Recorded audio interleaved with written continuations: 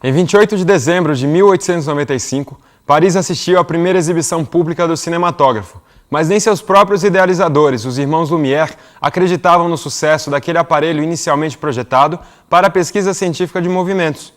Quase um século depois, o cinema se transformou no mais fantástico criador de ilusões, cuja impressão de realidade às vezes se presta à dominação ideológica e comercial. Jean-Claude Bernardet. Está no ar o Película Brasileira.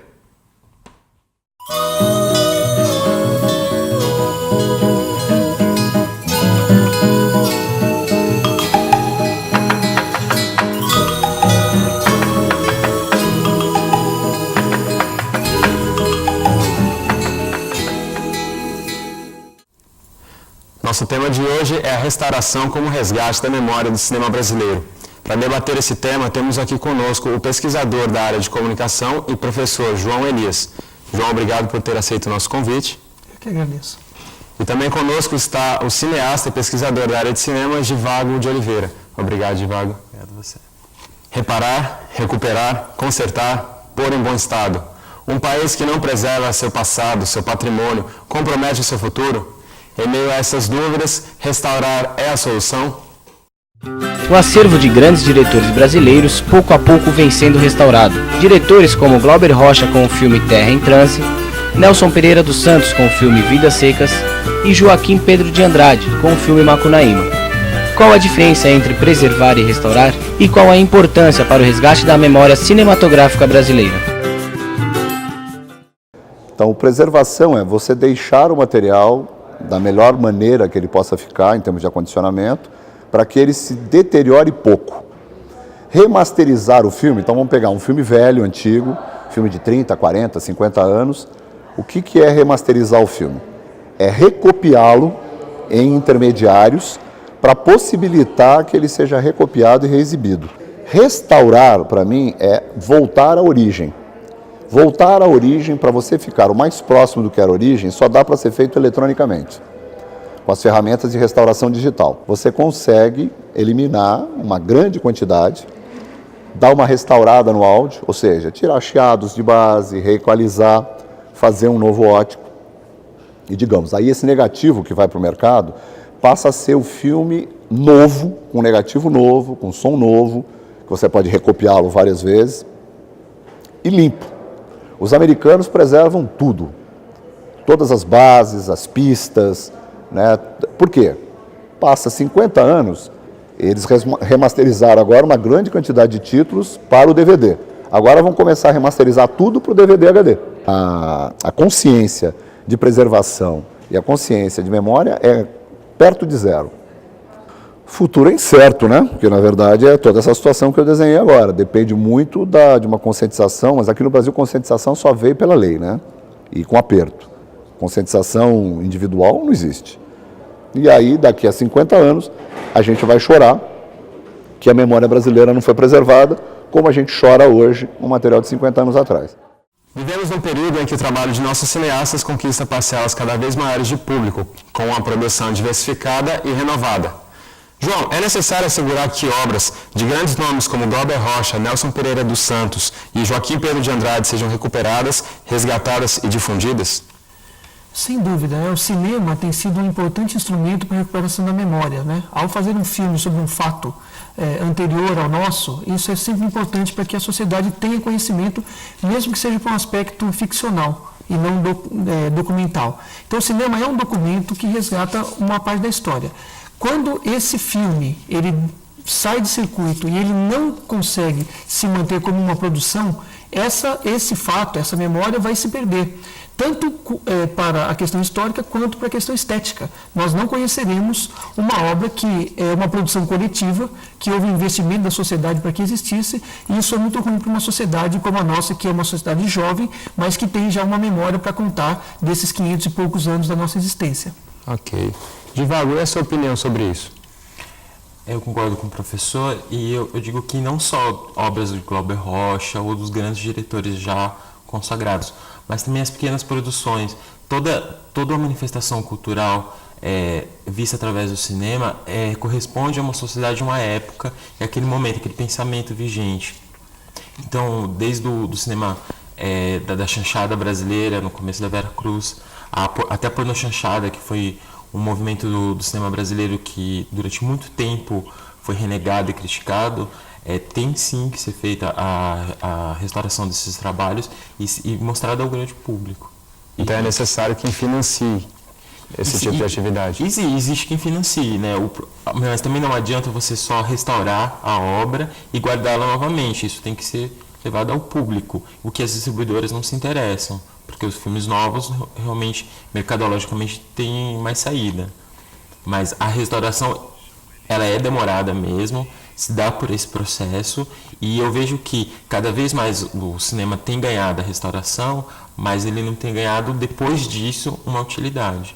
Recuperar uma obra também é dar acesso às pessoas que não tiveram acesso a ela em outro momento, né? Nós temos visto filmes estrangeiros, por exemplo, recentemente eu vi uma apresentação no Municipal de São Paulo, do Metrópolis, do Fritz Lang, quer dizer, com uma trilha sonora recuperada, enfim, é uma coisa que da década de 20 que a gente consegue ver agora em outras circunstâncias. É importante a gente ter essa interlocução de tempos, tanto da produção quanto dos fatos que ocorreram aí na nossa história recente. Então restaurar é tão importante quanto produzir coisas novas. Não dá para contar um presente e o futuro sem o passado. Quer dizer, a gente tem que achar um jeito de que as nossas obras de arte permaneçam. Esse é um problema da nossa história, do nosso tempo. Os gregos fizeram um tipo de arte, os americanos estão fazendo outros, os africanos. Nós precisamos entender como nessa indústria cultural, nessa indústria que produz coisas para serem consumidas rapidamente, como é que isso vai ficar para contar um pouco da nossa história. Não é só a Cinemateca Brasileira trabalhar, ter uma equipe lá trabalhando, a iniciativa privada investir dinheiro, e isso ir para um museu que não vai ser acessado por ninguém. O tempo da obra de arte não ser vista passou. Hoje a obra de arte precisa ser vista pelas pessoas. Divago, é tão importante restaurar quanto produzir coisas novas também? Acho que são duas importâncias distintas, né? É sempre importante estar fazendo algum trabalho novo, mas a restauração da obra e o diálogo que esse filme antigo tem com o público é muito importante para que sirva de inspiração, para que sirva como fonte de pesquisa. Mas há um problema, né, nessa discussão que eu vejo da seguinte forma: o nosso cinema ele é subsidiado pelo governo. Então, esse discurso, sempre quando você vai, se eu te financio, você não pode falar mal de mim. Né? Então eu sempre vejo isso como um grave problema no nosso cinema. E acho que a gente sempre está batendo na mesma tecla de uma forma muito panfletária. As pessoas quando vão no cinema, elas querem refletir, mas elas também querem se divertir. Assim, toda vez que esse cinema ele vem como subsidiado por um governo, e então ele precisa daquela crítica muito formatada numa cartilha, está sempre falando dos mesmos problemas sociais e não propondo uma renovação. E acho que também falta, dentro desse cinema atual de hoje, da retomada, um cinema com um roteiro melhor, com diálogos melhores, aonde o grande público se identifique. Algo que o Mazzaropi anteriormente já tinha conseguido. Lógico, dentro da linguagem daquela época. Hoje a gente precisa encontrar a nossa identidade e continuar assim, levantando esses debates, mas com mais qualidade em termos de roteiro e atores. E é exatamente em busca dessa identidade que a nossa produção foi às ruas para saber o que as pessoas pensam sobre preservar, restaurar e conservar, construindo uma identidade nacional.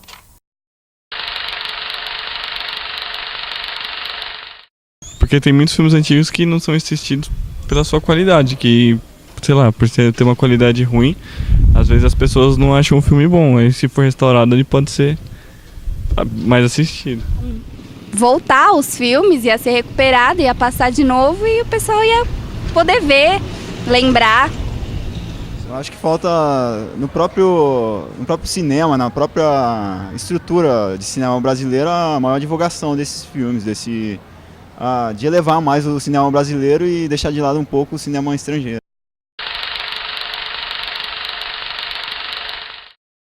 Fica muito claro que as pessoas entendem a necessidade de preservar, mas poucas pessoas conhecem e se preocupam em realizar esse trabalho. A grande maioria da população não conhece o processo de restauração, Divago. E ao que se deve essa falta de informação?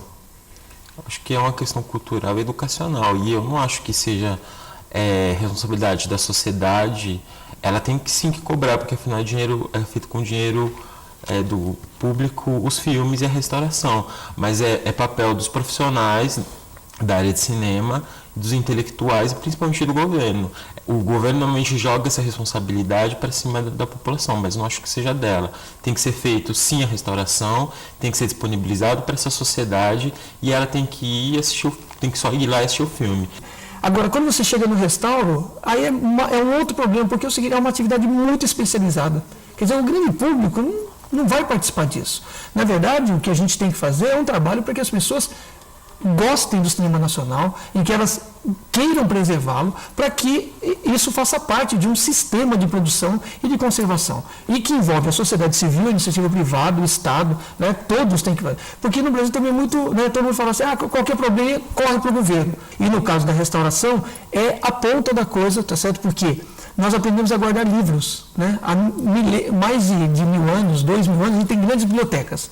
Agora, como é que se guarda filme? A gente aprendeu a fazer isso? Quer dizer, quantos rolos de filme, quantos filmes se perderam?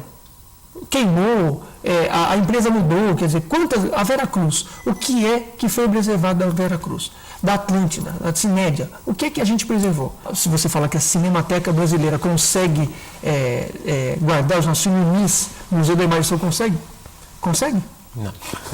Nem se interessa também em guardar aquilo que não tem uma grife por trás, né? Ou se você for hoje na Funarte, que detém a posse das obras do Humberto Mauro, que é um diretor de grife, tá lá, tá bolorando as coisas, entendeu? Então, assim, é terrível o descaso. E esse descaso se dá muito também com essa visão onde o nosso cinema sempre tem que sair para fora para ser convalidado, para ter algum tipo de valor. O cinema, quando ele não consegue sair das barreiras do Brasil, o próprio brasileiro e a crítica brasileira não consegue dar o valor. E aí talvez não atraia a restauração e todo o processo de cuidado do filme.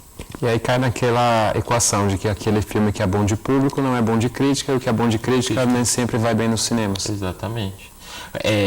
Você vê, para ele fazer filmes até já nós não temos mais de 600 filmes sendo produzidos por ano. Quantos filmes você vê nas salas de cinema?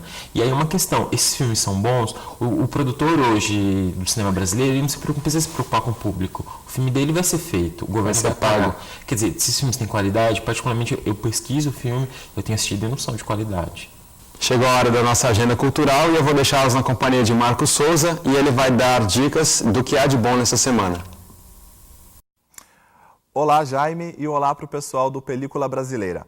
Bom, o Cinema Novo foi o maior movimento cinematográfico já visto no Brasil porque revelou grandes nomes como Glauber Rocha, Nelson Pereira dos Santos, Luiz Carlos Barreto e Joaquim Pedro de Andrade, que é diretor de Macunaíma.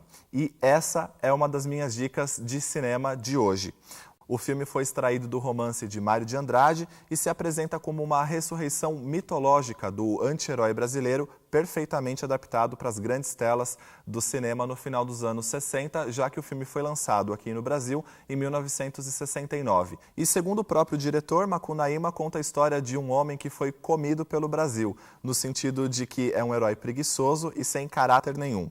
Ele nasceu na selva e de negro, vivido por Grande Otelo, passou a ser branco, vivido por Paulo José. Depois de adulto, ele deixa o sertão na companhia de seus irmãos e vai viver as suas desventuras em séries pela cidade. Vale lembrar também que o filme teve alguns problemas com a censura na sua estreia. Ele começou a ser remasterizado em 2003, só sendo finalizado em 2006. Portanto, já deve estar disponível em DVD em alguma locadora aí perto de você. Essa é a minha primeira dica de cinema de hoje.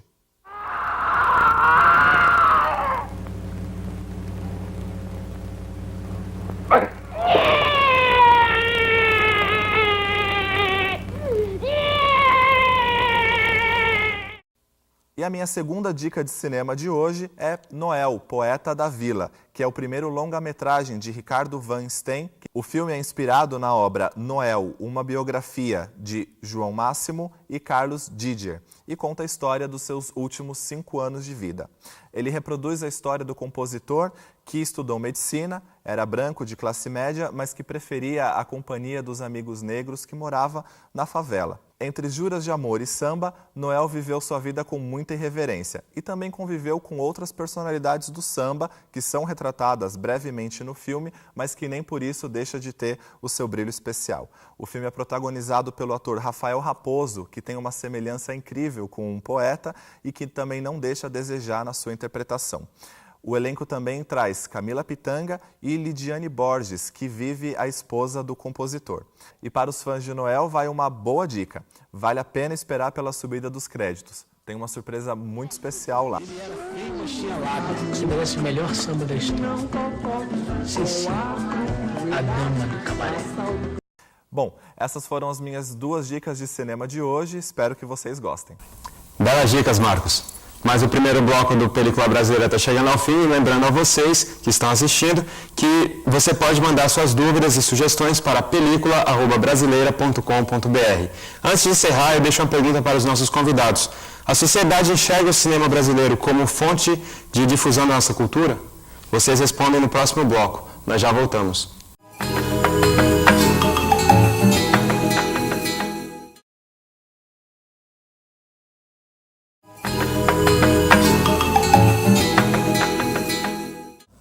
Estamos de volta com Película Brasileira. E para você que quer participar do nosso programa, envie sua mensagem para pelicula@brasileira.com.br. Lembrando que o tema de hoje é a restauração como resgate da memória do cinema brasileiro. Para debater esse tema conosco, está aqui, no Película Brasileira, o pesquisador João Elias. Obrigado.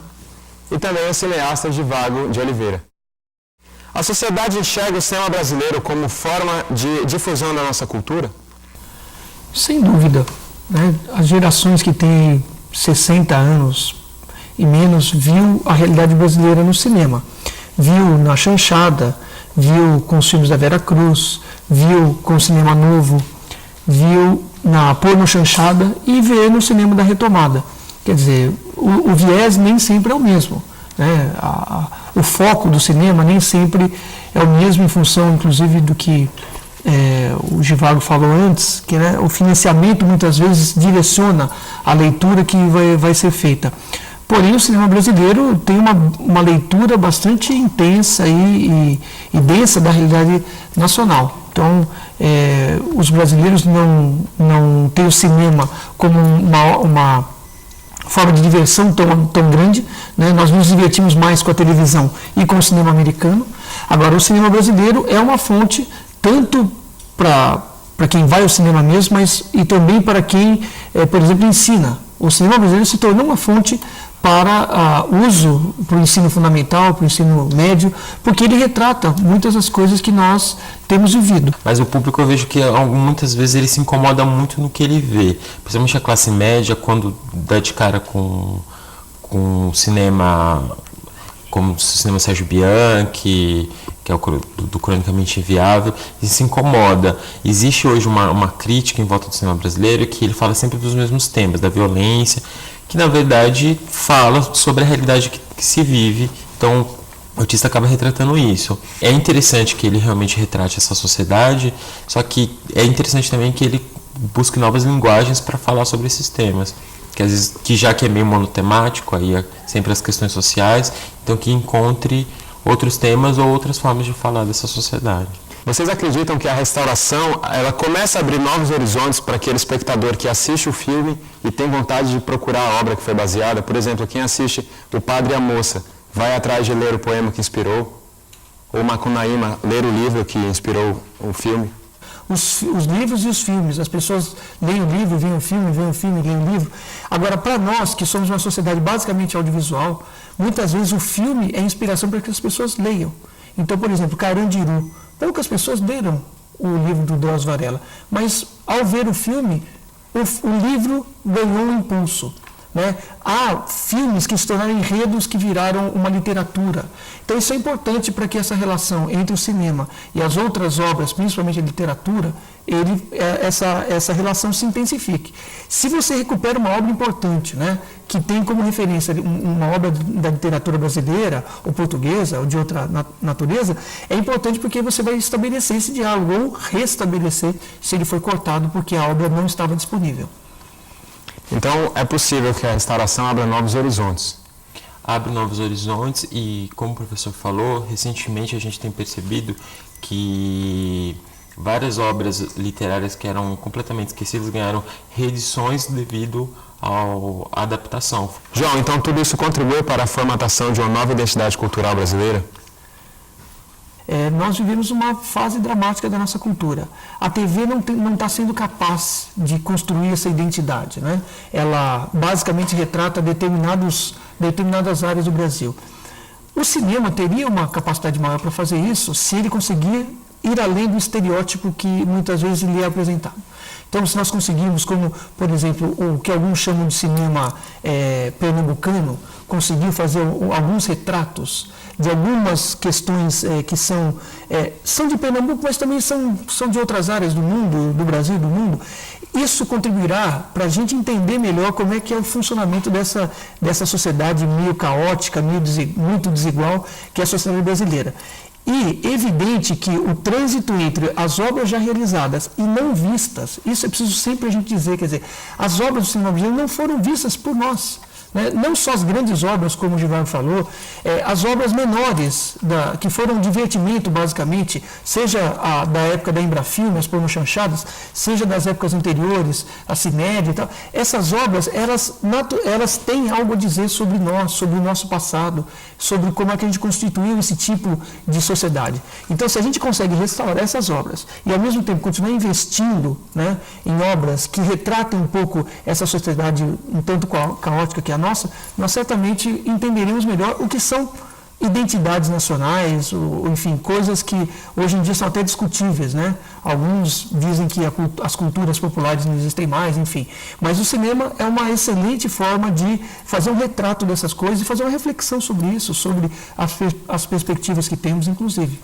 E na busca por essa nova linguagem, você acha que já existe um público formado para que absorva esse tipo de produto? Existe, com certeza existe, mas existe também um público ávido por novidade, por coisas diferentes, e principalmente visando novas tecnologias. Acho que o cinema brasileiro tem que visar novas tecnologias e formas de distribuição.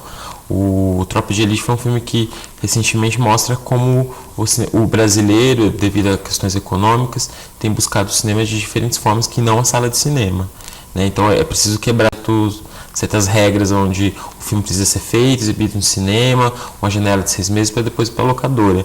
Isso já nem no Brasil nem nos países lá fora tem esse percurso, o cinema já está mais dinâmico. A nossa produção foi às ruas para saber o que as pessoas pensam sobre cinema como forma de cultura.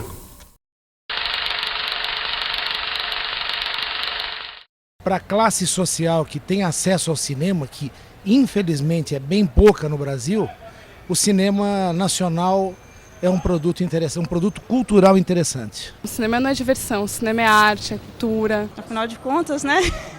A cultura faz parte da nossa vida. Givaldo, de que maneira o cinema brasileiro pode ser compreendido por outras culturas? O cinema brasileiro lá fora, ele é visto, diferente daqui de dentro, como filme de arte. O filme Cidade de Deus, por exemplo, que para a gente foi considerado um blockbuster, em Nova York ele teve só nas salas mais restritas e especializadas. Tem uma piada no filme, no Match Point do Woody Allen, onde eles vão ver um filme de arte difícil, e o filme em questão é Diário de Motocicleta do Walter Salles, quer dizer. Então, o nosso cinema lá fora, ele é bastante respeitado, pelo menos o cinema que sai. Eu não acredito, tendo contato com alguns colegas pesquisadores, que eles têm uma visão total do nosso cinema. É um cinema difícil, bastante regionalizado, mas que em algumas produções tem alcançado uma qualidade muito grande e que isso facilita.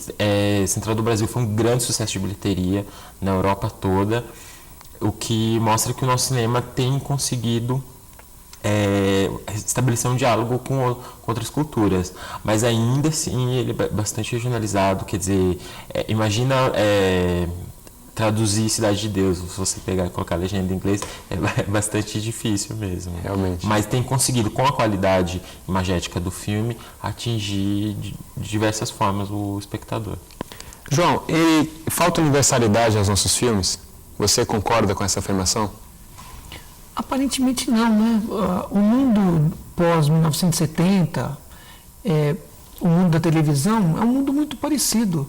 Quer dizer, a pobreza, a poluição, a violência, essas coisas são muito semelhantes em quase todos os lugares do mundo, né? As grandes metrópoles, elas padecem dos mesmos problemas. E as pessoas são um pouco parecidas em toda parte, né? Então, de certa forma, nós brasileiros, por exemplo, conhecemos muito da realidade americana vendo filmes americanos. A parcela de brasileiros que vai aos Estados Unidos é muito pequena, mas o que nós conhecemos de lá é vendo os programas de televisão e vendo o cinema. Desse ponto de vista, muitas coisas que a gente vê em filmes brasileiros, até alguns que expressam questões regionais, às vezes são coisas que remetem a coisas universais. Eu lembro de ter visto uma matéria com o Cláudio Assis, o diretor de Baixio das Bestas e Amarelo Manga, que ele disse que não considera o filme dele um filme pernambucano. Né, que muitas das coisas que estão lá são comuns à população de muitos outros lugares. Né? Baixio das Bestas, por exemplo, coloca uma questão de relacionamentos, um avô que explora a neta, é uma questão moral que não se resolve de uma maneira muito razoável, e isso pode acontecer em qualquer lugar. Né? Essa moral um pouco dúbia, né? Em que ela se afirma publicamente de uma maneira, mas depois, no particular, ela se afirma de outra maneira. Existem diretores que, quando acabam um filme, juram que não farão outro, mas aí esquecem todos os problemas e começam tudo de novo. Às vezes acham que fazer cinema é como carregar uma pedra até o topo de uma montanha e deixá-la cair, e levá-la até o topo de novo e deixar cair de novo, e de novo, e de novo. E é por essa insistência que Marcos Souza acompanhou mais um lançamento de filme aqui no Brasil. Ok, Jaime, é isso aí. Nós estamos aqui na Cinemateca Brasileira para acompanhar para a estreia do documentário Deixa que eu falo, dirigido por Eduardo Escorel. Eduardo, comenta um pouquinho para a gente do documentário que retrata a vida e obra de Leon Hirschman. Esse documentário procura justamente lembrar do Leon para quem o conheceu e apresentar o Leon e seus filmes para muita gente que não o conhece, pessoas mais moças, que os filmes estiveram fora de circulação durante praticamente 10 anos. O documentário, de certa maneira, pretende servir de uma reapresentação do Leon e dos seus filmes. Como foi a sua relação com o Leon? Você chegou a conhecê-lo, trabalhou junto com ele. A fotografia do filme Eles Não Usam Black Tie é do seu irmão, é isso?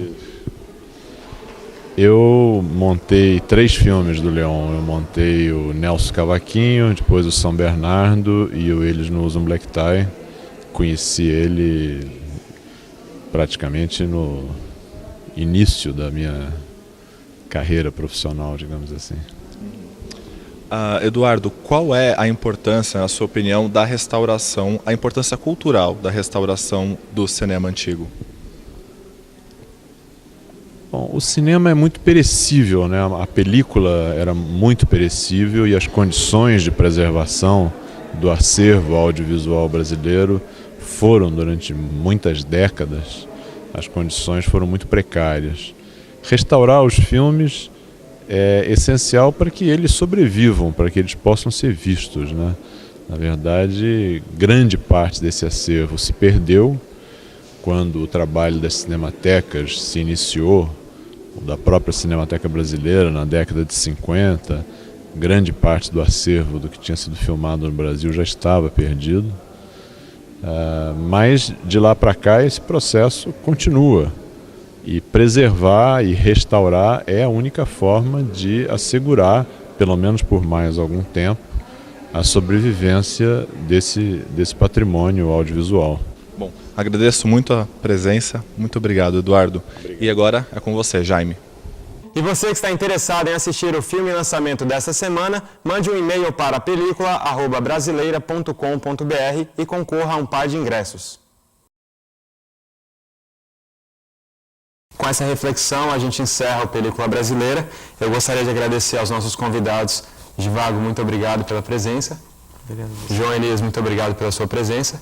A vocês que nos assistiram, envie suas dúvidas, sugestões ou críticas para película@brasileira.com.br. Tchau.